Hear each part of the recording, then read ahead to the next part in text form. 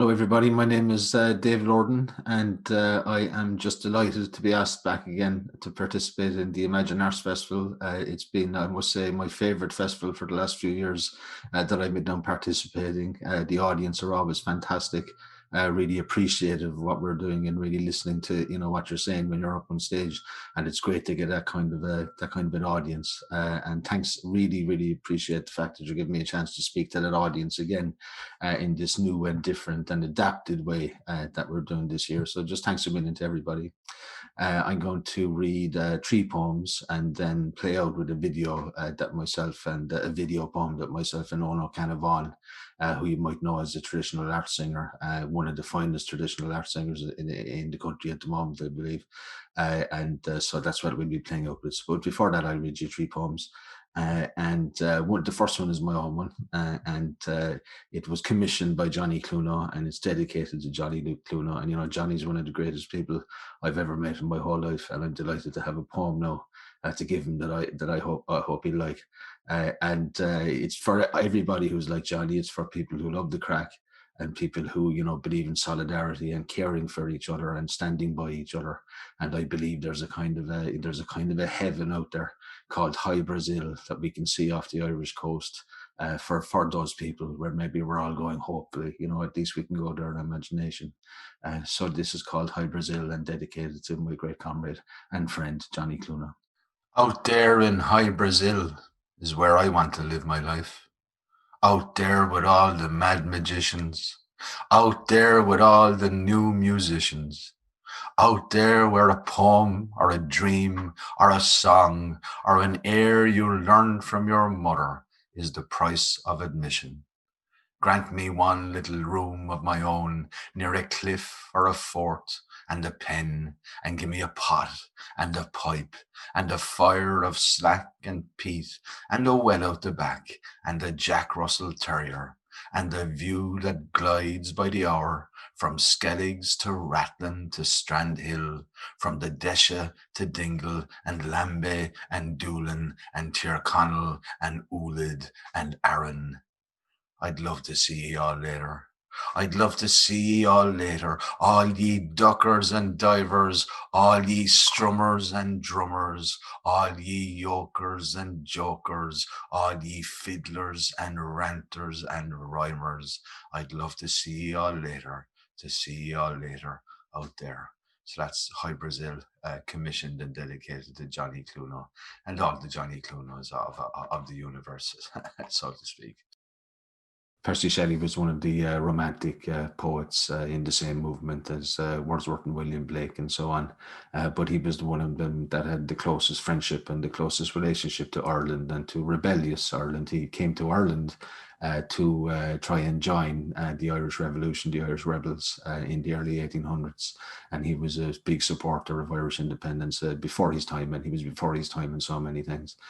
But he drowned, and tragically off the coast of Italy, which was a country he loved, another great country of poetry, of course. And he had to go to Italy because he was chased out of England by the secret police because he was, on the side of Napoleon, basically, and the French, like many radicals were at the time against the British, and they were persecuted for it. But he wrote a little bit about the sea, not a lot, I have to say. But he has this beautiful poem called Time, which I'd like to read for you now, which I think says an awful lot about the sea and is very musical. The language is a bit old style now, but sure, listen to the way that it sounds. And that's the main thing, So we often listen to old tunes and we don't complain about it. So like read all poems too, sure. Time by Percy Bysshe Shelley. Unfathomable sea, whose waves are years, ocean of time, whose waters of deep woe are brackish with the salt of human tears. Thou shoreless flood, which in thy ebb and flow claspest the limits of mortality, and sick of prey, yet howling on for more, vomitest thy wrecks on its inhospitable shore, treacherous in calm and terrible in storm. Who shall put forth on thee, unfathomable sea?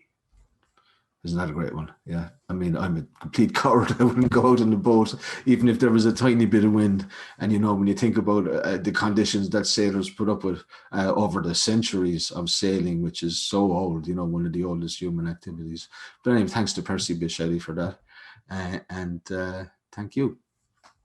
Another poem that's been on my mind that I wanted to read for people tonight, the last couple of weeks, is a poem by Patrick Kavanagh that some of you will know. And if you don't, you're in for a treat.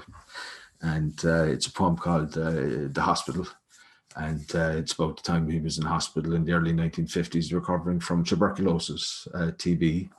And of course, for a man who was very sociable, even though he was very cranky, being stuck on his own in a bed, coughing and spluttering for months on end, because of course people were in TB hospitals up to 2 or 3 years. He had to think, hard about how am I going to keep my mental health going while I'm in this terrible situation of isolation and sickness. And, I think that's why the poem speaks to us today, because we're facing into a tough old time now for a few months. A lot of us will be isolated and lonely. And one way, I think, to help with your mental health and keeping your head together through those times is to follow the advice that Patrick Kavanagh gives in this absolutely beautiful poem. Which is one of the great poems of the world, I believe. And I think it's amazing that such a thing could come from, a farmer's son, in County Monaghan. A year ago, I fell in love with the functional ward of a chest hospital. Square cubicles in a row, plain concrete, wash basins, and art lover's woe. Not counting how the fellow in the next bed snored. But nothing whatever is by love debarred. The common and banal her heat can know. The corridor led to a stairway, and below was the inexhaustible adventure of a gravelled yard. This is what love does to things. The Rialto Bridge, the main gate that was bent by a heavy lorry, the seat at the back of a shed that was a sun trap. Naming these things is the love act and its pledge, for we must record love's mystery without claptrap, snatch out of time the passionate transitory. That's beautiful, and again speaks to that situation a lot of us or people we know are facing into now of loneliness over the winter. And we'll get through it like they got through TB and so on by helping each other, I believe anyway, and by following the advice of the great Patrick Kavanagh there, and finding that adventure in your yard, and loving the ordinary and paying attention even to the ugliest things, they can be loved too. The commonest things, the things we take the least notice of. Maybe now's the time to take notice of them. And I think it'll help us through. But fair play, I love that poem. Yeah, so let's play out now as promised with something a little bit more upbeat and more political and to do with our environment and the ongoing annihilation and complete destruction of the human environment, which is going on because of big oil and big gas. And look, people have to wake up to the fact that we won't actually have a planet to live on in 10 or 15 or 20 years' time unless we make the fight back against the environment being destroyed as serious a fight as the fight for trade union rights and all of those type of things. So this is anti-fracking poem from myself and Ono Canavan, the traditional singer, and we made a nice little video for it as well. And sure, maybe this might get you up dancing and marching and who knows. But anyway, good luck to everybody, all my friends down in Jordan's Bar, best arts venue around as far as I'm concerned, and to all my good friends down in Dedesha, and hope to see you soon, very soon. Thank you very much. We'll never be defeated, the people united. We'll never be defeated, the people united. We'll never be defeated, the people united.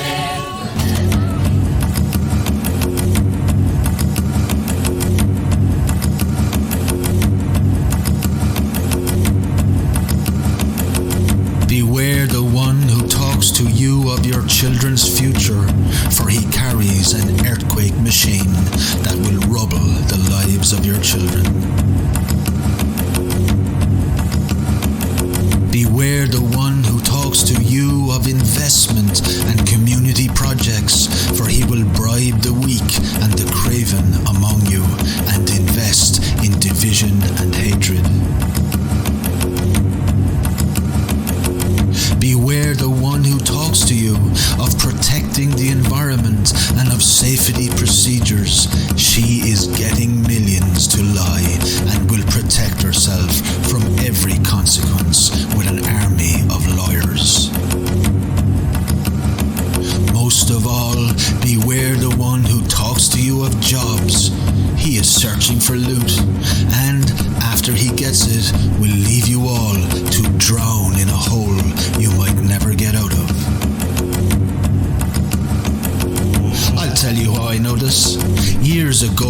jobsman came to my old town, spitting hundreds of jobs at us.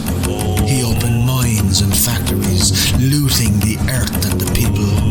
Even greater loot came to the jobsman by way of the politicians, who made sure, like them, he didn't have to worry about taxes or paying rent for the factories and the mines which by rights belonged to the people.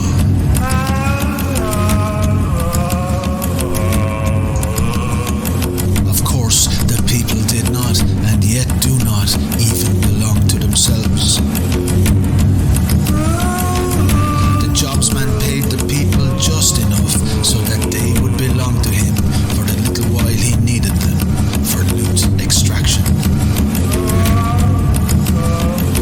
To cut a long, sad story short, a few years passed, and then, of course, the jobsman fucked off with all the loot and all the jobs.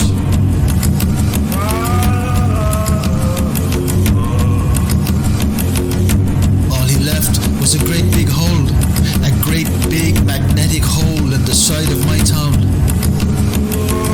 This hole has had many different names for all the different people who fell into it over the years.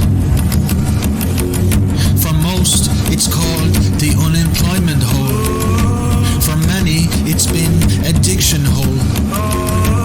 For others, black depression hole. So many have fallen and fallen, are falling into the suicide hole. Over the years, I have heard many women screaming unanswered in wife-beating hole. This great big hole in the side of my old town, gouged out in one swoop by the jobsman. I call it memory hole. I call it memory hole because 30 years on, people are still falling into the hole, and very few remember, and even fewer will ever admit who it was that dug that hole.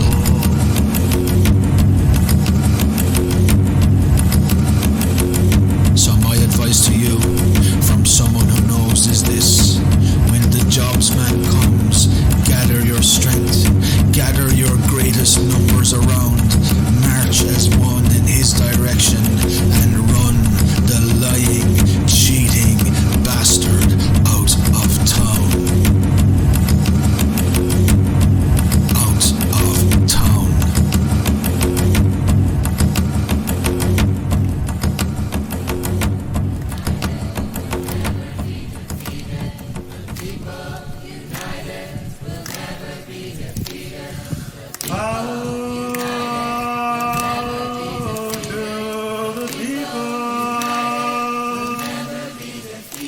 Cause the people got the power. Oh, tell me,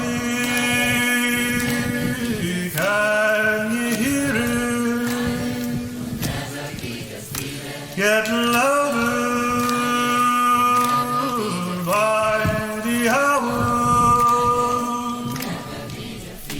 Oh, power.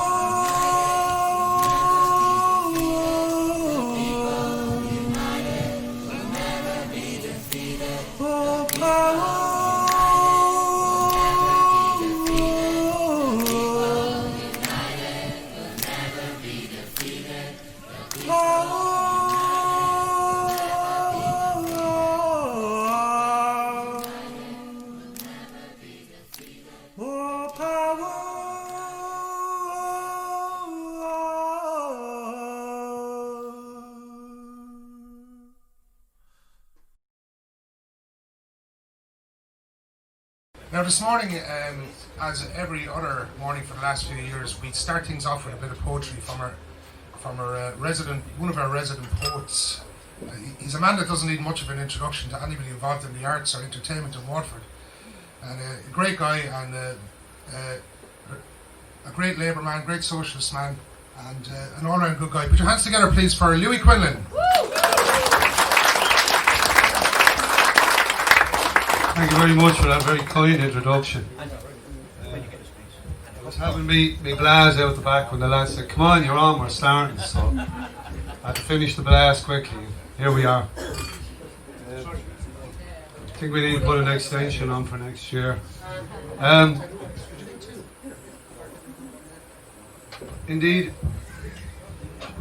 there is certainly a lot to consider in this country of ours, and I suppose I'm what you call into social observation. And if we need to look around our city and realise why things are not working, we can only look up at the hill there, where there's a monument, and it's called Jury's Hotel. It's a sign of decay, and it's a sign of something that's not right in a society. When whole parts of society just lash into this decay because it can't generate a profit for somebody. Well, thank God for Waterford Walls that they came along and they liberated this building. And now, you know, haven't been betrayed by our religious, haven't been betrayed by our bankers, haven't been betrayed by the people who are supposed to be giving us leadership. People like Waterford Walls and Spree and the Imagine Festival are leading ordinary people to look at something else. I call this man up there on the hill, I call him Lazarus. While the city turns over another day, the sun drags below the horizon, fighting to lift the wintry gloom. Encroaching darkness lingers, wishing for the light to come. Nothing is ever black and white. The boys on the hill paint the day somewhere up there. When you feel the world turns away, look up and stare at me. When you feel the bleak midwinter will never pass, look up and smile at me. When you feel the onset of bitterness of loss, look up and scream at me. When you feel a dramatic symphony, open a dialogue and speak to me.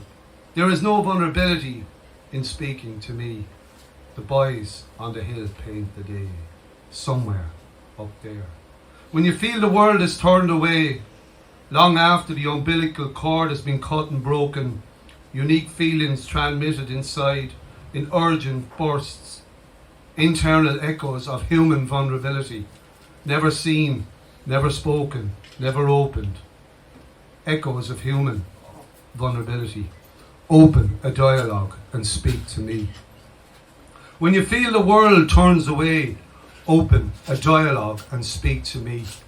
Open a dialogue and speak to me. Thank you.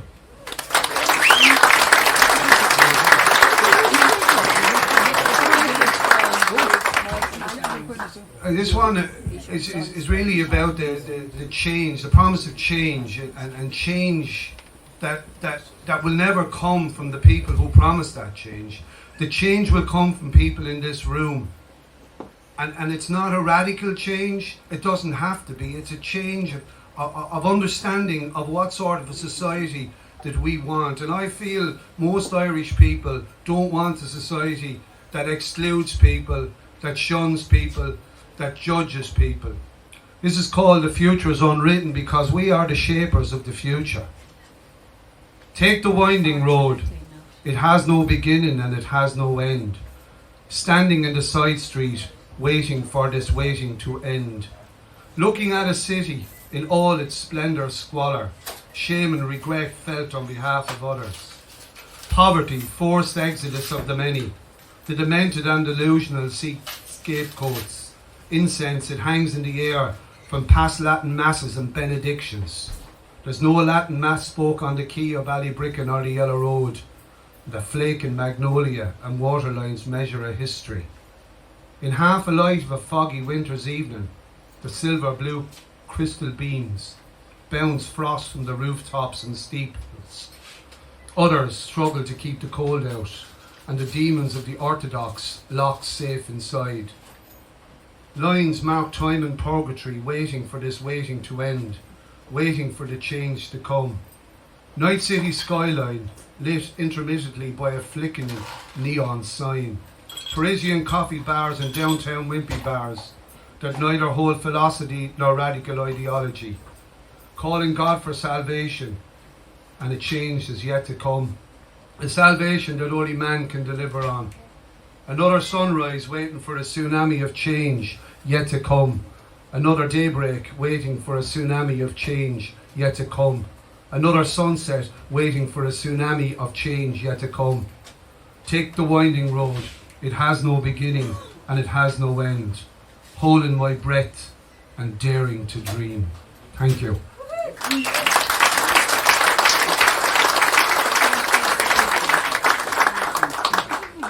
Everyone knows the Ballybrickin man here, don't they? Hands up, don't be shy. The Ballybrickin man was a certain character, I suppose, that could be spotted around Waterford for the last 200 years and probably be around for the next 200 years. And here's a little perspective on the Ballybrickin man. Ballybrickin men in bowler hats and mohair suits, freshly pressed collars and polished shoes, shortened sleeves rolled up, making blood puddings in timber casks. A large bottle from the shelves, sitting in smoky, sunlit beams, twilight corners brightened in between. La Boheme crackles on vinyl one last time. Sharpening knives on backyard stone, empty cues taken from John Ford's cinemascope. The magic, the daydream. Cards played with the intent of a retired gunman, a down on his luck circus showman, world affairs and global war sorted, sweeping wide statements with the precision of a surgeon's knife, everything covered from creation to the meaning of life. Ballybrickin men in bowler hats and mohair suits, offal stews and Corpus Christi's processions, newsletters and papist views, winter evenings carry us home, with crew beans wrapped in newsprint. Capped, large bottles fill the front pockets of yesterday's pressed pants, and necks of caps bottle protruding, eager to break free. Living in the shadow of yesterday's gunmen, the future in the firm grip of the past. Another misspent Monday club afternoon. Tea blenders and undertakers, pig buyers and snug, sipping on Downs' number 9, lamenting the loss of some life in a forgotten war. Debating Henry V and Shakespeare and the Battle of Agincourt, and John Redmond and what might have been. A hunger thirst pacified with a tea of tripe and blood pudding, eating at the table facing the wall in solitude, staring at faded photographs of Kennedy, the Queen and Michael Collins hanging in between. Thank you.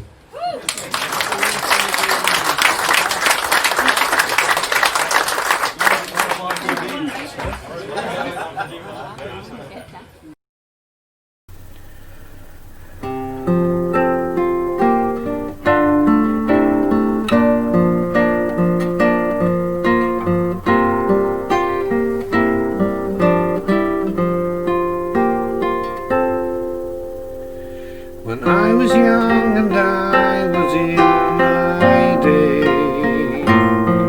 sure I'd steal what woman's heart there was away, and I'd sing into the morning, saw the blaze into the dawning, long before I was the man you see today. I was born beneath the star that promised all. I could have lived my life between Cork Cove and Yore, but the wheel of fortune took me from the highest point. She shook me by the bottle I did fall. There in the mirror on the wall, I see the dream is fading,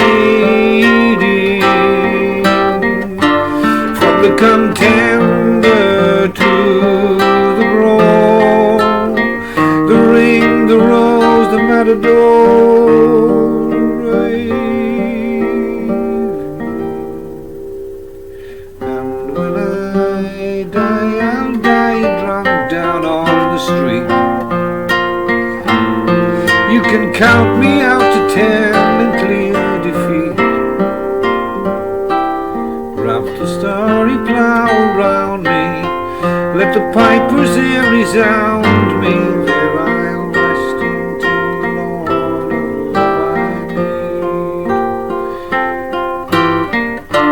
There in the mirror on the wall, I see the dream is fading, from the contender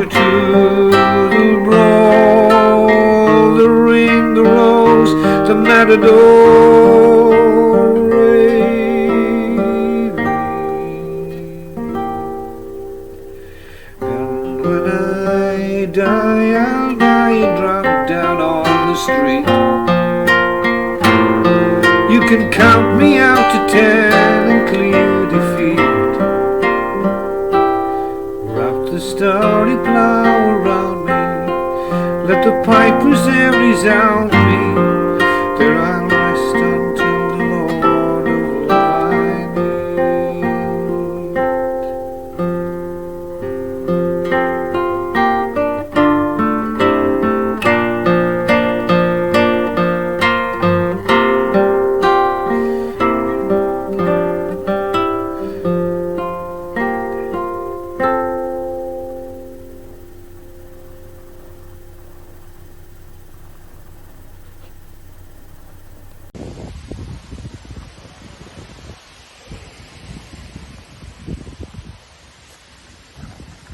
Hello, Kathy here. Normally at this time of year I'd be really looking forward to returning to the annual Booze, Blaas and Banter Bash in Jordan's Bar on the Quay, but sadly we're not gathering indoors this year. So for my contribution I've come to a place in Waterford that I'm not very familiar with, even though it's right in the city centre. And I'm here in the grounds of Wise Park, and around me I have the walls of St. John's Benedictine Priory, and I've got a lovely plaque on the wall with all the history, and it tells me that it was founded in the 12th century by King John, and during the time of Henry VIII it was granted to the Wise family, who were a prominent Anglo-Norman family, and they used it as their burial grounds. And in fact for 300 years after that it was used as the burial grounds for both the Catholic and the Protestant community. And if we needed any further reminders of our mortality, we've got 48 enormous tombstones arrayed along the walls here. Now, I'm going to play, for my first item, I'm going to play a lament that I played at the very first Booze, Blaas and Banter. Now, Jordan's would have been a place that many an immigrant would have had their farewell drink before they set sail for the new world. So I'm going to play a song of an immigrant's lament from the Daisha, and this is the air to Sliabh Galgua.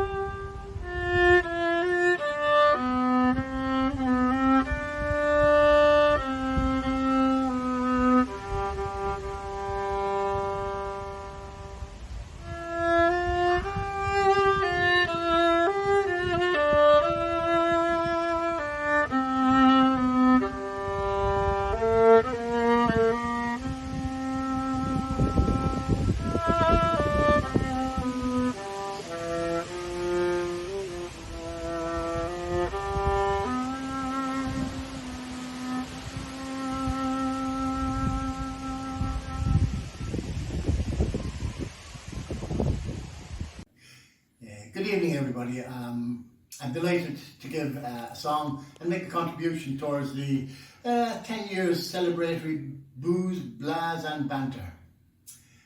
This is a song I've sung most years down there, and it's a Christy Moore song who sung it in memory of the Irishmen that fought in Spain. I sing it as in tribute to the Waterford people who fought in Spain, and in particular Peter O'Connor. Called Viva la Quinta Brigada. 10 years before I saw the light on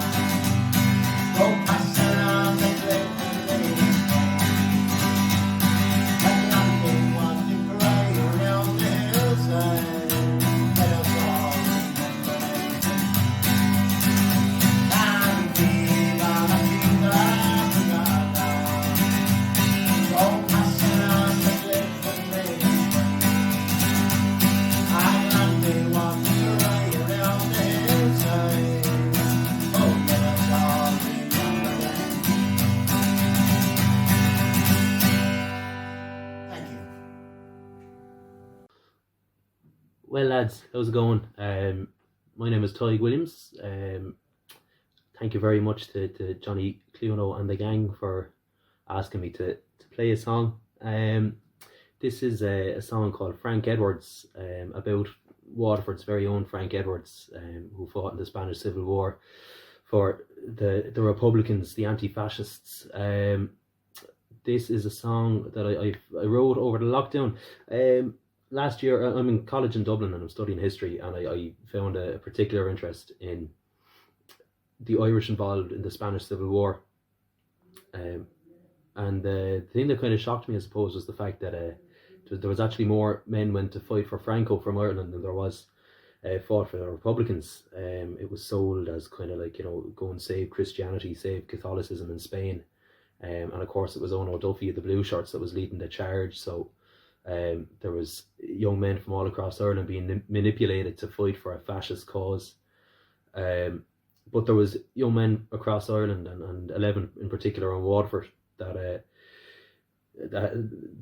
thought for themselves, and that decided what was going on in Spain was wrong, and that people had voted for, people wanted a democracy, people wanted a republic, and in particular people voted for a socialist republic, and a lot of young men from Ireland went across to fight for the Republicans, against Franco and against the fascists in the Spanish Civil War. And 11 of those men were from Waterford. One man, Mossy Quinlan, gave his life to the cause, And Frank Edwards was an individual that caught my attention. Very, very interesting guy. He was involved with the Republican Congress in Waterford, and he kind of led a campaign against Catholic landlords in Waterford in the 1930s. And he would have been involved in kind of different kind of socialist campaigns and stuff at the time in Waterford as well. He was originally from Belfast. Both of his parents were heavily involved in the fight for independence. His brother was executed by the Free State in the Civil War. His mother was a member of Cumann na mBan. So he was part of a family that fought for equality and fought for their rights. So it was bred into him, if you like. And I found him a very interesting individual because he came home. He was actually fired from his job. He was a teacher in Mount Sion. He was fired from his job by the Catholic brothers that ran the school because of his leading that campaign. And his students actually came out and protested. They were out in front of Mount Sion with placards against his sacking. But I found him an interesting individual. He ended up here in Dublin teaching in a Jewish school. But his story I found quite interesting, so I decided to put it into song. And we recorded it not too long ago. We recorded it on an acoustic guitar, and I've decided to take out the electric for the crack. And yeah, I hope you enjoy it. Happy booze, Blaas and banter.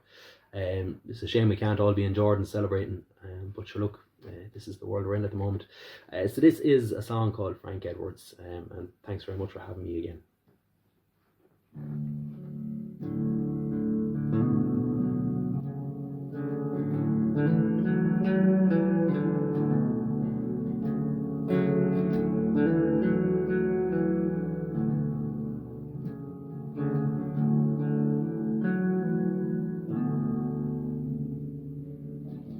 Limestone castles are so pretty.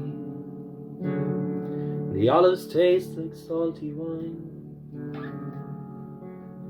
The sun is dry in the holy city, so far removed from this home of mine. And I left Barrack Street before Christmas, the exile after my mother died. And I beg her for forgiveness for killing someone else's child. And to the graves the wind blows, the olive's blood is shallow, and Frank Edwards is my name. And I went to fight in Spain.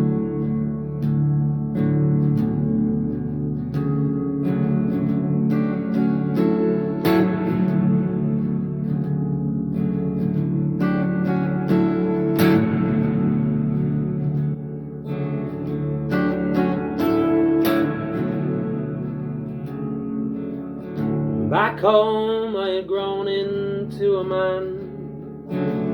The church said no, I said no, pass her on. The young lads made placards and took a stand, and I said no man will price me from my land. And over 1,000,000 corpses, and Franco climbed to power. Into the arms of those I loved, oh, I wish I could surrender. By the banks of the Harama River, I stared death in the eyes. My comrades are fallen,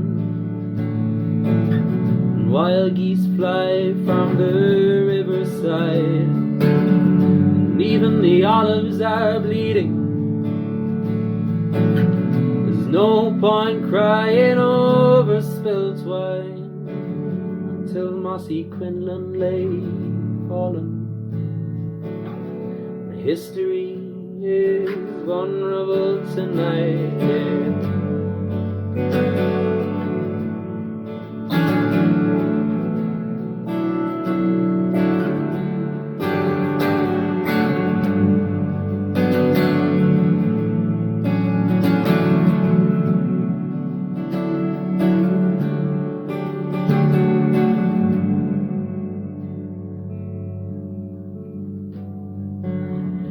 Through the graves the wind blows, the olive's blood is shallow, and Frank Edwards is my name, and I went to fight in Spain.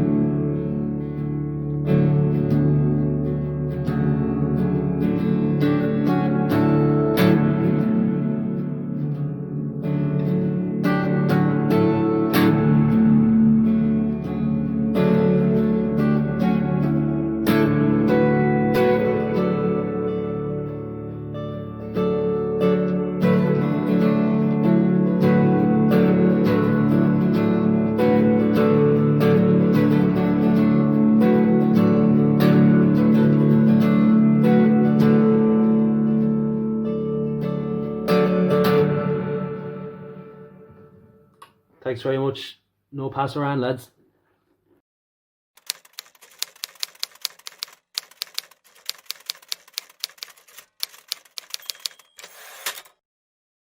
Hi David, good to see you. How are you? You keeping well there in Dublin? Hello, Brendan. Yeah, nice to talk to you. Yeah. The book is getting great reaction here, David, where people are asking about it and they're looking forward to it coming out in November. And the committee are hard working and everything on it. But we just said we'd have a kind of a chat in relation to the book, and maybe tell me what brought you to write the book in the first place? Okay, well, there's a number of things all kind of came together. First of all, the first important milestone was your lecture that you gave early in 2017 in the station in Dunmore. And we travelled down from Dublin and attended that and met the committee, and it was a really enjoyable. It was great. That's right, I remember that. Going back and listening, and a lot of it all came back to me, like the Henry Dodd and the Fanny Harriet names. I grew up knowing a little bit about, but not the full story. Yeah. And seeing those boards, the boards you still have in the station, they were on display on the pier, and I knew them off by heart because I used to pass them every day on my way to school. And, so it was great. So I brought it back, and then around the same time I had been following Andrew Doherty's Tides and Tales very, very closely. Every week I'd look forward to his blog. Yeah, it's very interesting, right, isn't it? Always very interesting. And then he invited me to submit, or he took a little piece I wrote and put it up, and it got a kind of good reaction. He said, "Would you like to do any more?" And I said, I don't really. That was it. Like that's all.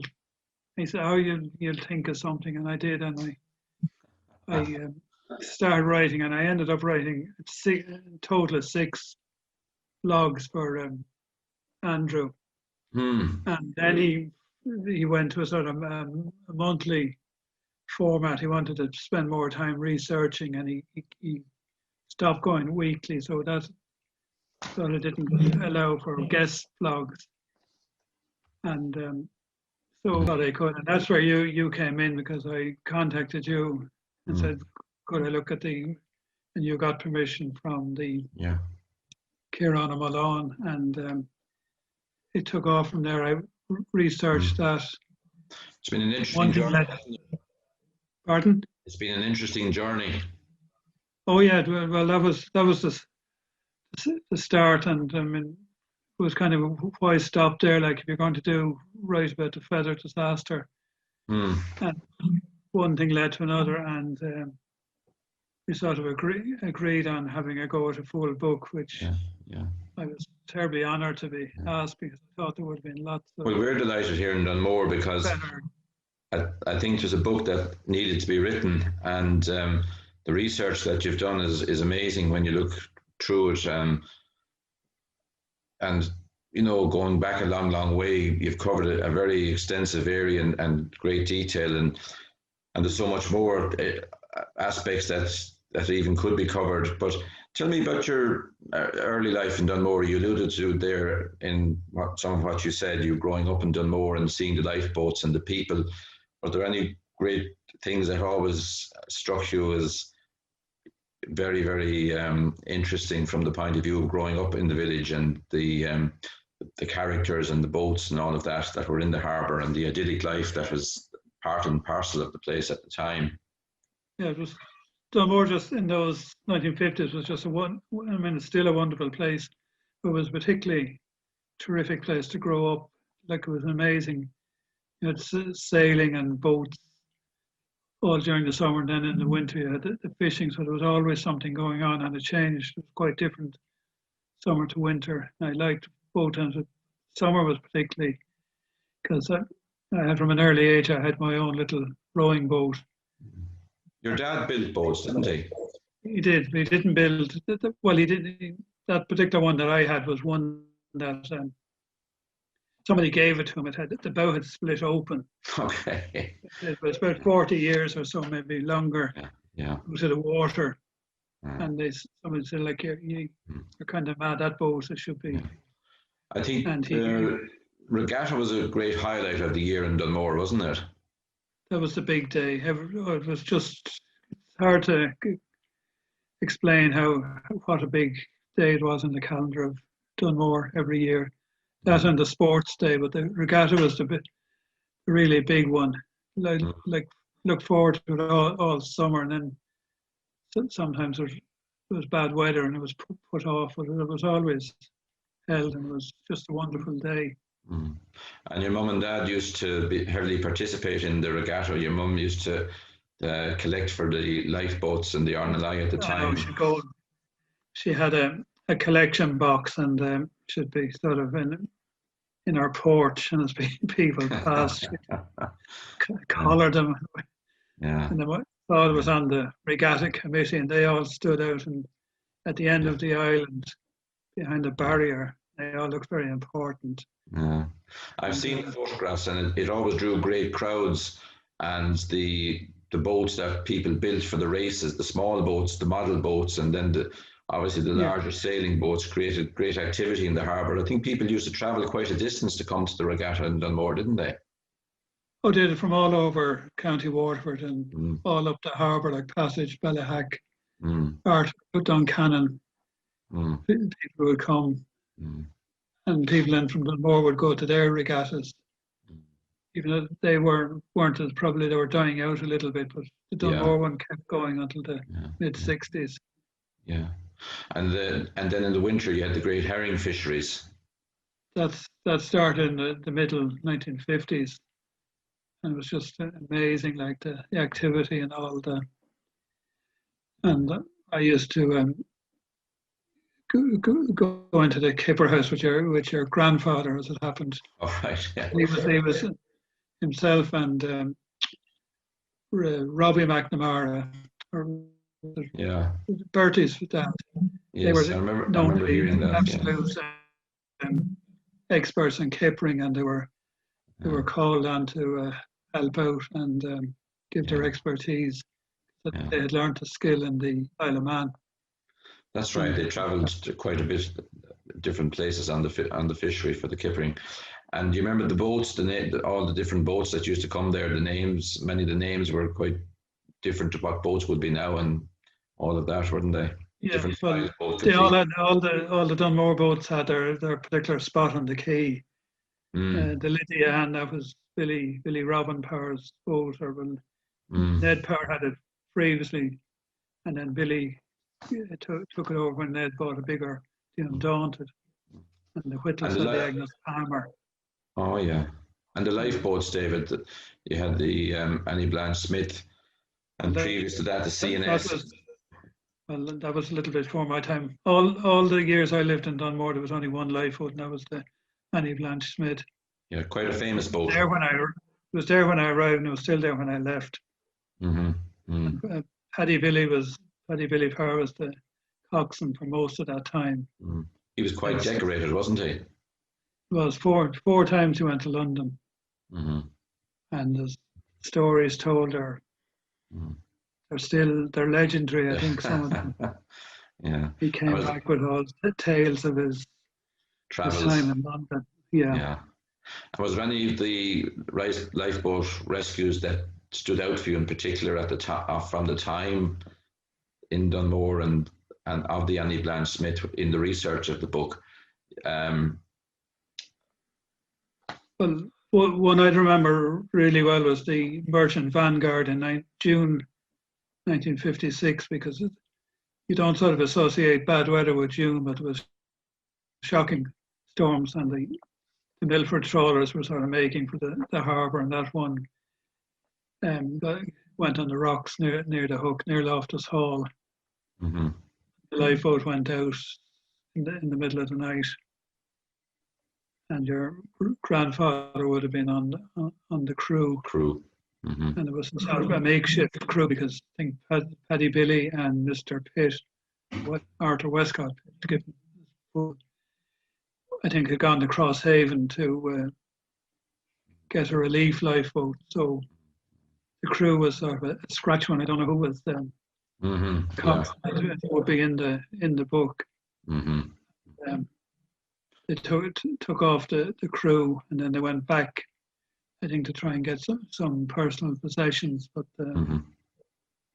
that's all in that story in the book. That one there's some very, very interesting record in the book. Obviously, as we were saying earlier, going back into the 1800s, and the amount of ships that were lost off the coast here is phenomenal. The storm of 1862, I think you list 10 or 14 ships that were lost between Craden here and down west. The book itself, have you enjoyed researching for the book, and what interested you most in that research? Gosh, everything about it has been terrific. The little nuggets you pick up, like just to go back to that one of 1862. Originally, we write in the book, we wrote this was the storm in 1862. He said it may have given rise to the need for a lifeboat. Philly Dunphy, a man from Brownstown, actually then found a letter in the paper specifically stating that, which was a great little piece of information. And we have the letter in the book. It's great to be Richard all these. Oh, sorry to interrupt you, David. It's great to be bringing all these pieces together that have been largely forgotten. And when you bring them together in a book form, it makes it really, really interesting reading. And it's a tremendous record for Dunmore. But yeah, the research must have been quite extensive. You were in the National Libraries researching, and you visited Poole, and you did quite a lot of background work. Yeah, Poole was the sort of icing on the cake, as you know, because you came along with me, and it was wonderful to see this box and Poole of Dunmore photographs. That's right. It was really great to find, and we got a lot of good photographs for the book from our visit to Poole, so it was well worth. And it was very interesting with the archivist there when she brought out the books to us that were over 100 years old that hadn't been opened, and we were reading the handwritten notes in relation to the Dunmore boats, and it made some very interesting reading. And they were very, very helpful there, actually, in terms of the support for the book. And very good, the follow-up has been excellent. Any piece of information, you know, they're really work hard to get it for you, and if they can't, you know. And it must have been very interesting in terms of when you research. You mentioned Mr. Westcott Pitt there. I think you mentioned one time that did you say he landed his airplane on the Duncannon beach to collect the boxes? That's right. Yeah. Quite a unique thing to do. I read that, but I haven't been able to kind of verify. Get sort of specific photographs or a mention in the book, but I do know he used to fly across and land on the strand in Duncannon, which I think nowadays with health and safety, I don't I think don't think that happened. And he used his airplane in part of searches as well on occasions, didn't he? That's right. He flew out and was able to see, go to the hook and so forth. Mm. He was an interesting person. As we mentioned, that the people growing up, the characters and all that, you mentioned Paddy Billy, they must have made a great impression in terms of you when you're growing up to see them going out to sea on rescues in the Annie Blanche Smith. She was a Watson class, was she? Watson, yeah. Yeah, Watson class, yeah. We saw the photograph we took in Poole, the model, that was a Watson, because I was fascinated by it. Mm-hmm. It was her first day launch, wasn't it? Pardon? That the Beacon collection was the first day launch, official launch of those boats. Well, our trial, maybe I would think a lot of them were there. Sorry, you're right. Trials, yeah. They were all built near Cowes, mm-hmm. Mm-hmm. and they used to probably go around, maybe around the island and trial. And these people, the Beacon family, were able to photograph them. Mm. The Annie Blanche Smith is on the cover of your book, and maybe that short little element of that as well, the story of that is quite interesting, where she brought in 47 survivors. Maybe you tell me a little bit about that in terms of using the cover and Brian Clear and so forth, the marine artist. Okay, well, the temptation was to go for a modern day photograph of the Elizabeth and Ronald. Mm-hmm. And people said to me, "Oh, you have wonderful photographs to choose from," and I think it was probably a discussion with yourself that we wanted something historical. Mm-hmm. And I had been very interested in all Brian Clear's photographs, and I found one of the Annie Blanche Smith just coming up to go alongside the Irish willow, and you can see Hook head in the background. Mm-hmm. And I just thought it was a wonderful image. And we went. They had been. The Irish willow had rescued those men from the Atlantic from the Emperor Breeze. I think when people read the book, they're going to be fascinated by some of the stories. Like it's only in your research of the book that I myself had ever heard of that rescue. 47 people brought ashore from a ship that had been torpedoed, and the story of even the Irish willow getting there. So maybe we leave that story for them when they read the book, and because it's very, very interesting. And we got that among others. It's some very.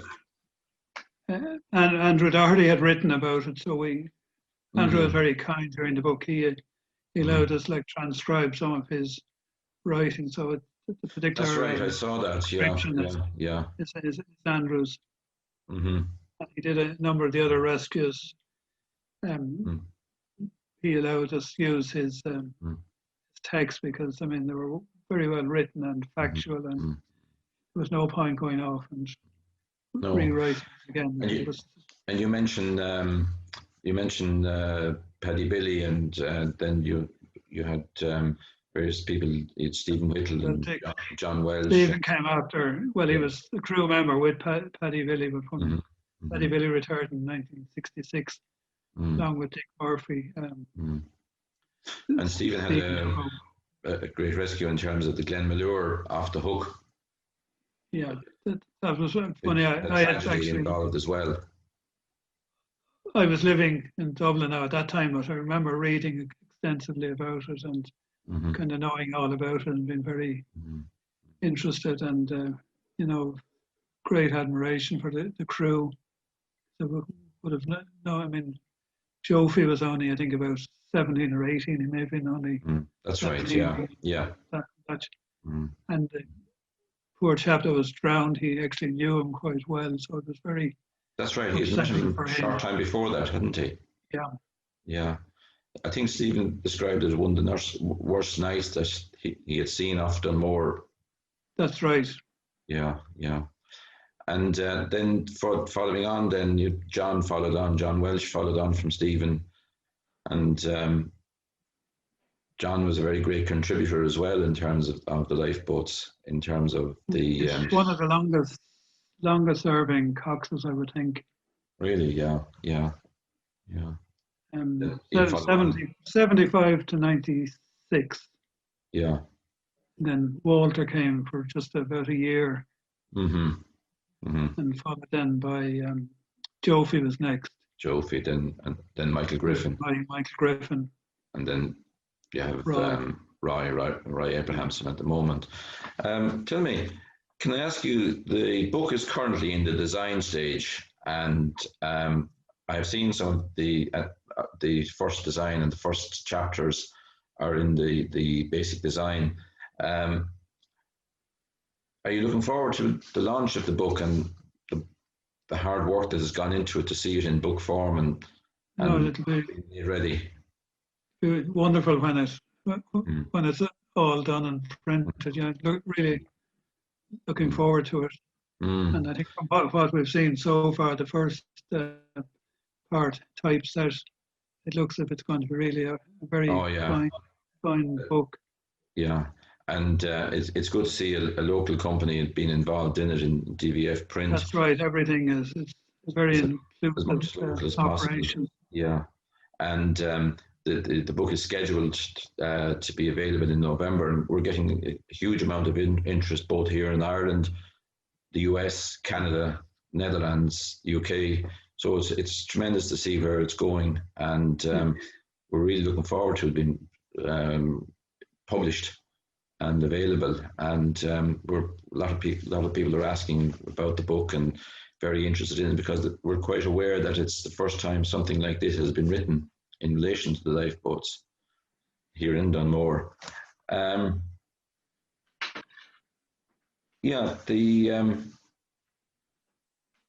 Was different stages of the process, David. How did you find that in terms of the book, from the generally from an embryonic start right through to 2 years work, and now this part here from the design stage to print has been described as one of the slowest parts, most difficult for an author, where they've done. Talk to me about that. How did you find the process overall? Okay, well, I'd never, apart from writing a few short articles and doing a little bit of editing of a small annual, I'd never written a book, so I didn't have how do you start? I actually started in the middle of the book. I had done the research for the feather disaster in 1914, so I immediately started writing that. So I wrote that period, and then I think I went back a bit, but the very start of the book didn't happen until quite a while. And then I wrote it and I showed it to Dr. Pat McCarthy, who's a Waterford writer living here in Dublin. And he cast a kind of critical eye over it and came up with a number of suggestions. So the book that started the book is quite different than what I had envisaged when I first started writing it. I think we got it right. No, I think you have. It's a fantastic. I can tell people now that it's really fantastic book, and one of the major things that is there, that all the proceeds are going to the local branch of the RNLI. You've done 2 years work there's no charge in terms of that, and you've done a tremendous, I think, gift to the community here. Well, say this book will be on shelves and will be a record for a long, long time in terms of the history of the village and the maritime history in particular, given how things, how the country changes and all of that. It preserved the memory of those people that went before and what they did, and the rough storms and the calm days and all of those things. But it's important that their names and their memory are retained in the community. But the process was a long and hard one, David. 2 years work, a lot of work. About 2 years. We started just after Halloween in 2018. first thing I did, I got my hands on as many other lifeboat books as as I could. Yeah. And so I saw how they were written. They're all written different ways. And probably John Power's Kilmore lifeboat book was the one that appealed to me most, and I kind of followed the format. He wrote it in sort of stories, and that's the format I kind of tried to adopt. Then you had They're all great books. So it was a pleasure writing it. I say that, yeah. Give something back to the village. And I'd say when you look at you have Brendan Power's book then on Over and Feathered, and as you mentioned the Kilmore book, and then you've Andrew Doherty's blogs, all that contributes to the maritime history of the area, because there's a vast and interesting history in the area. You've got tremendous support from people in terms of great generosity, in terms of photographs and stories and knowledge and help and everything. Can you tell me a little bit about that? Yeah. Well, the response was wonderful. If you recall, there was a Facebook posting looking for old photographs, and we just got a wonderful response, and it sparked off people coming forward, not only with photographs, but in information and snippets, and one thing led to another, and then we met a lot of interesting people along the way. Now, unfortunately, with COVID, I couldn't come to Dunmore in person. Yeah, that was a great pity, because you were travelling up and down quite a bit, and you were meeting people, and as you say, they were very generous in their approach. I think the goodwill towards the lifeboat is tremendous here in the whole area, and like they came forward, as you say, with stories and photographs, and amazing in some of the older photographs. I mean, some of them, I think there was one there that had been in the box for maybe 60 years or something, and was found again and taken out to be included in the book, and how people had the stories. Many people of the older generation had the stories of the photographs, which was great, and knew the people in them, which was a tremendous help, you know. Okay, well, there's one, I think the one you might be talking about is the certificate to Sergeant Sutcliffe in 1888. That's right, yeah. And it was found in the rectory in 1983 when it was sold and it was bought privately. That's right. Lee Fitzgerald found it in the rectory and donated it. Now it wasn't in great condition. I think it was when he found it, that mildew and etc. But it was a great thing to have, going back that far again. And then we have the certificate of Walter Power that was involved in the rescue of Mexico, after Cuba. And those things are quite unique. And then there was also many sponsors, and people have sponsored the book in a tremendous way. It's been just amazing, the generosity in this particular, like things are difficult for business at the moment, and they've been really just tremendous. Really. I think people are conscious that by doing this, they're making a tangible contribution to what the lifeboats are, a voluntary service in the service of others and saving life. And whether it's on a mundane job or whether it's on a major night where you've got storms and so forth, it's the same thing, just people's pure generosity to see that it's carried through. The name Dauntless Courage, David, how did you come about that for the book? Okay, well, there was a rescue, or funny, it wasn't really a rescue, because the CNS in the 1930s set off looking for a ship called the Baron Graham, and it happened they didn't find it, but there was a really bad storm, and there were 12 hours, I think, at sea, and they got back, and people even thought they mightn't even get back, but they did. And the order from the Waterford Standard, I think it would have been the proprietor called David Boyd, wrote the story in the following week's paper, and he said, "These men have dauntless courage." Interesting. Yeah. And it Yeah. just struck me. That's Yeah. wonderful. So up to then, I'd been searching for a name for the book, and Mm-hmm. Mm-hmm. looking at English lifeboat books, see could we sort of Yeah. Find a name. snaffle a name or. Yeah. I think I remember you telling me about that people gathered on Shanoon. They gathered on Shanoon and they couldn't see the boat quite a lot of the time as she went out, that she was so, Yeah. the waves were so steep that between the troughs that they couldn't see her. People were quite. taking bets that you wouldn't make it. Yeah. Yeah. Tough time. Yeah. But so look, we're really looking forward to the publication of the book, and we're on schedule, I believe, from the printers for November, and we've quite. Can't wait. No, that's the truth. That's true, and I can tell you from looking at the first template designs, it's going to be a very, very interesting book with many interesting pictures and photographs, and a good legacy that you've given to Dunmore in terms of what the work you've done and how it's written and all of that.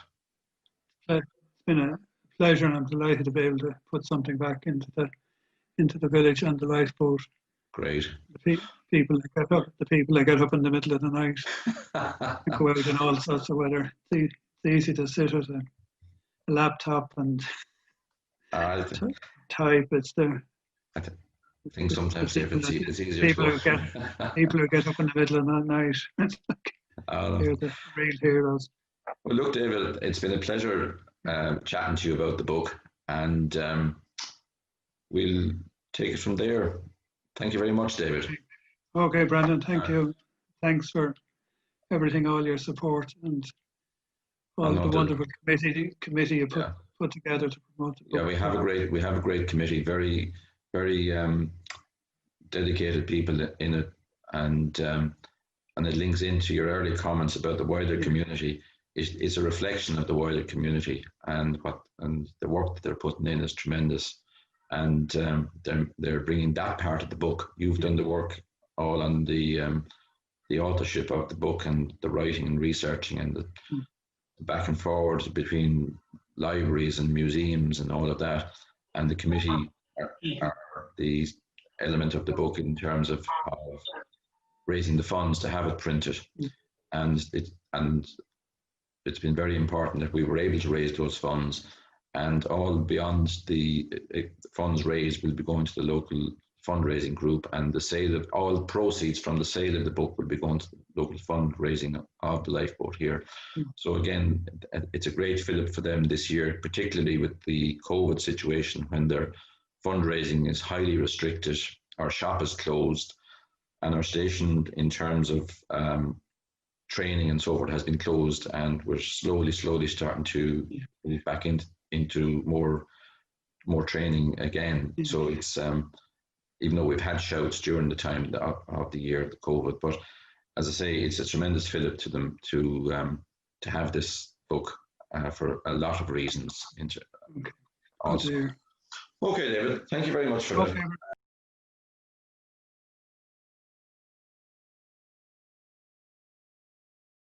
Hey. Hello everybody.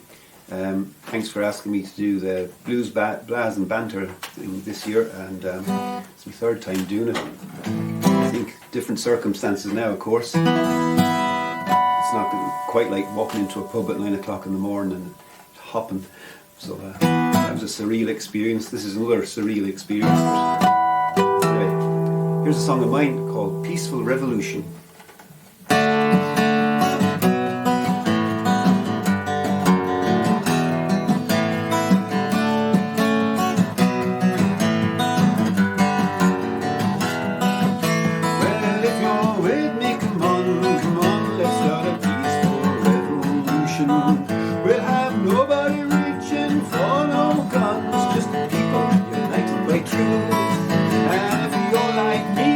Sometimes feel some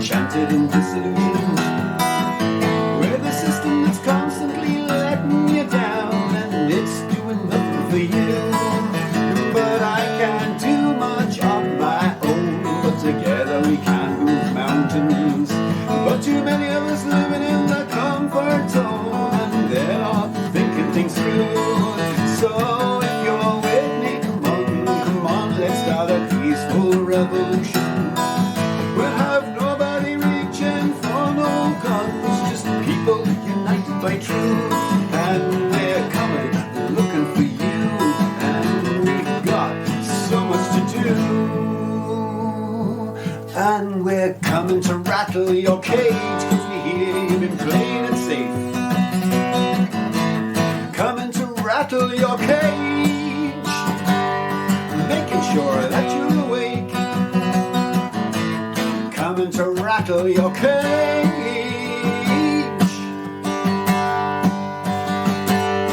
give it a shake. There was an orange revolution in Ukraine, a rose revolution in Georgia. A crystal clear message to those who say things have always gotta stay the same. When all it takes is a vital spark, a little spark to light the fire. To fire up passion in our heart and bring about a change. And I said, things are about to change.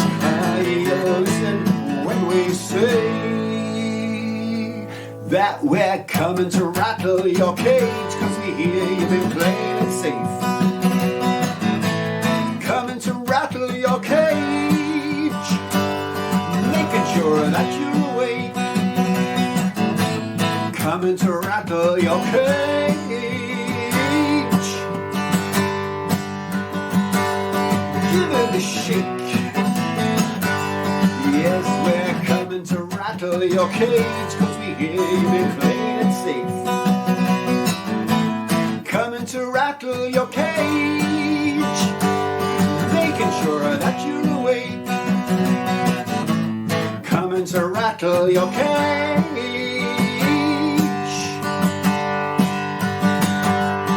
give it a shake.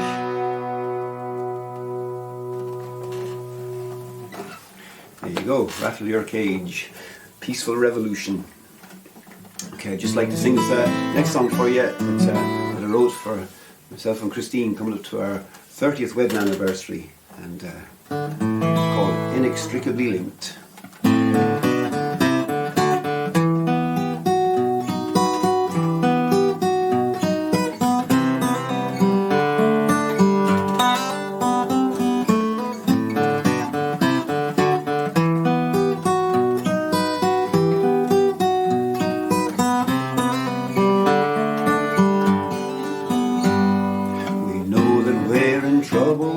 Starting to pine, going into decline. We've only been parted for one day. We know that we're in trouble when time after time we finish each other's lines, but it shows that we both think the same way. And we're inextricably linked. It's as though we've always known it. Inextricably linked on this journey through our time, and it's just the way that it is, like it's written somewhere already. So I'll take your hand in mine, take your hand in mine, I'll take your hand in mine, and we'll face the world.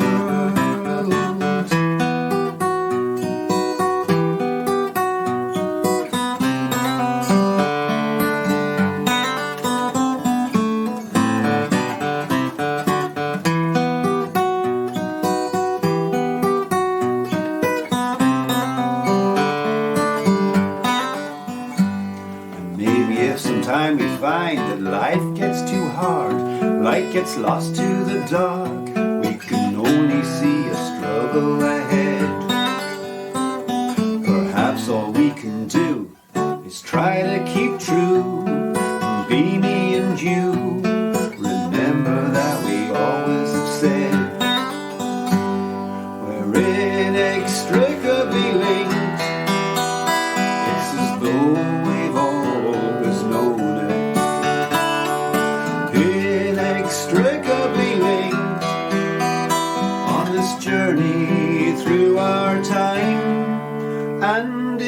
just the way that it is, like it's written somewhere already. So I'll take your hand in mine, I'll take your hand in mine, I'll take your hand in mine, and we'll face the world.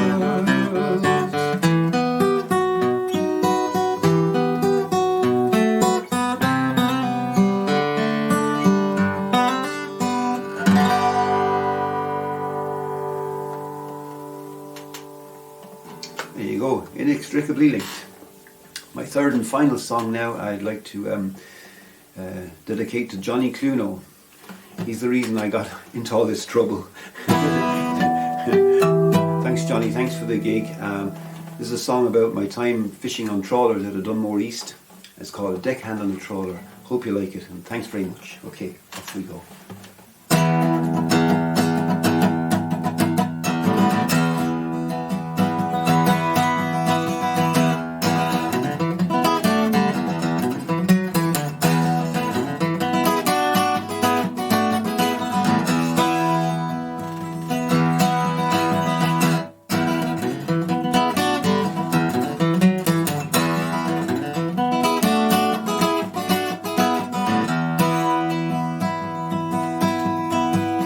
Down the harbour at the dawn when all the world's still sleeping.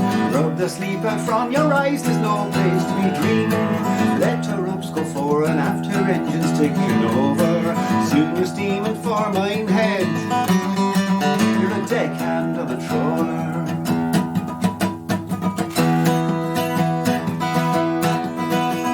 You feel the wind is getting up, the forecast heavy blow. As she's steaming to the west, she starts to pitch and roll. Through the darkness of the dawn, still plowing through the water. You're away to earn your pay. You're a deckhand on a trawler. Let her go, boys, and head away to sea. Leave the lights of Dunmore East upon her quarter. Let her go, boys, and head away to sea. Leave the lights of Dunmore East upon her quarter.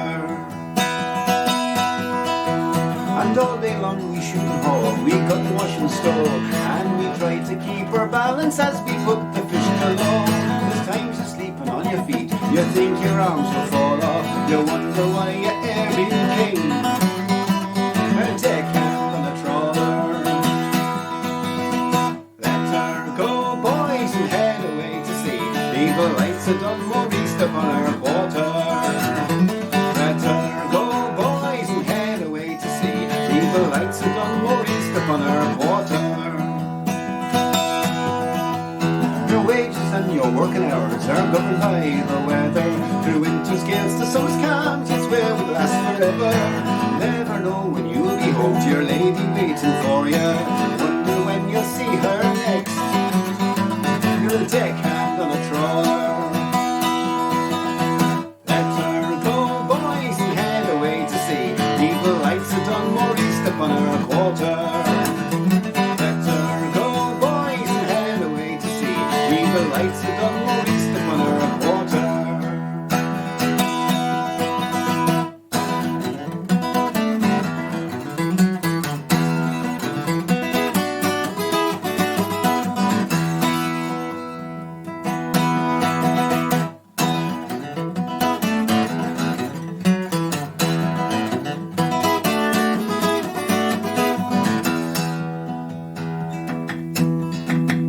I've often heard the fellas talk of the calling of the sea.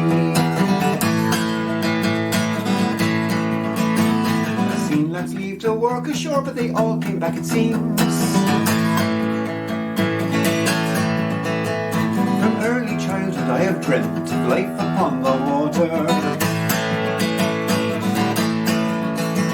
So here I am at last, me boys.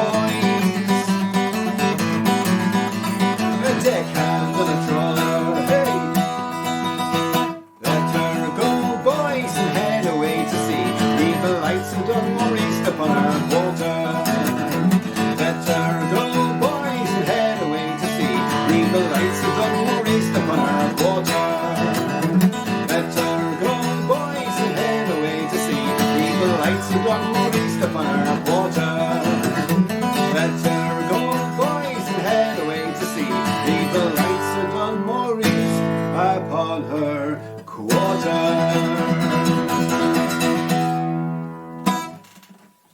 Thanks very much.